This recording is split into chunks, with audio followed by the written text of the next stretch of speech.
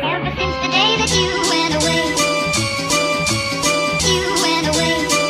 You've been sending flowers, flowers to me, flowers today, flowers today.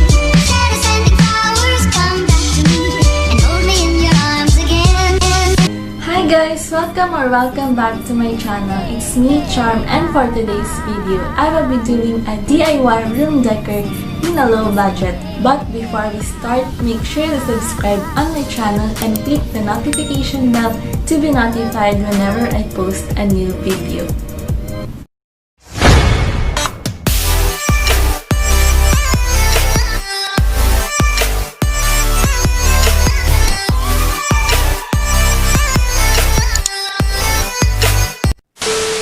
Yes guys, so today gagawa tayo ng DIY because I'm in the process of doing a makeover sa living room namin. So nagkakolek ako ng mga room decors. Kung napanood yung last video ko, which is the room decor haul, may item ako doon na nagustuhan ko and plan kong bumili ulit. But I think hindi na practical kung bibili pa ulit ako. So I came up with the idea na gumawa na lang ng DIY. So nag-check ako ng mga pegs and inspirations sa Pinterest. So, marami akong nakita dun guys. Ang pinaka nagustuhan ko is this one. And so, similar siya dun sa nabili ko sa Shopee.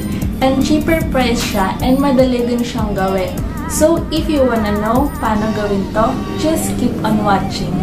So, these are the materials needed. First is popsicle sticks. This is 12 pesos per pack guys.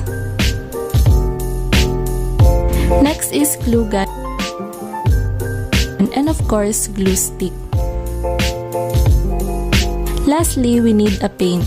Optional lang to guys kung gusto mo lagyan ng kulay yung gagawin natin ngayon. And now, let's begin. First, open muna natin yung popsicle sticks.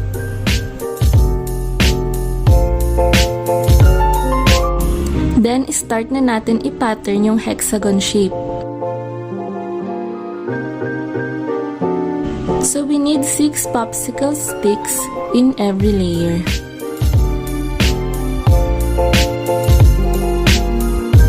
After mong ma-pattern, let's now connect it using the glue gun.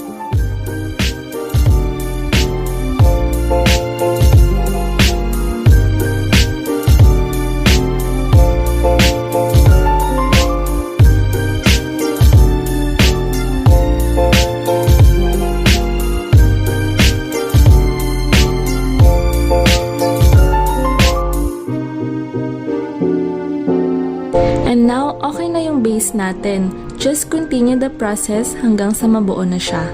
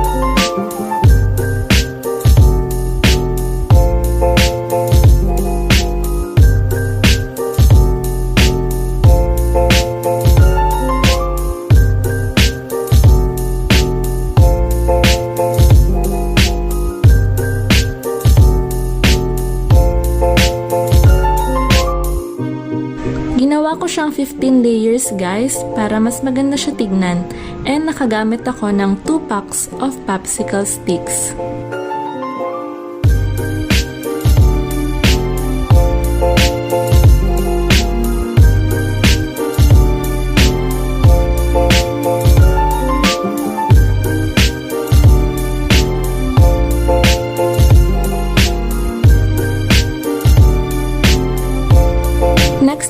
guys, lagyan na natin siya ng paint.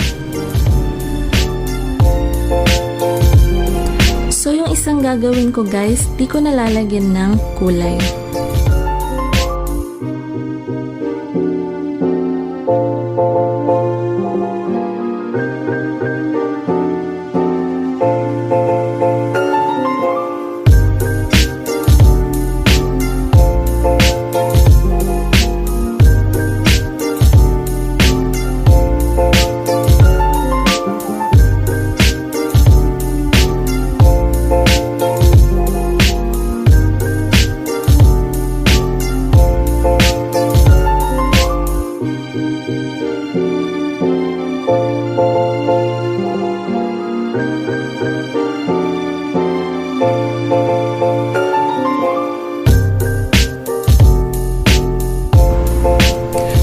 This is now the finished product.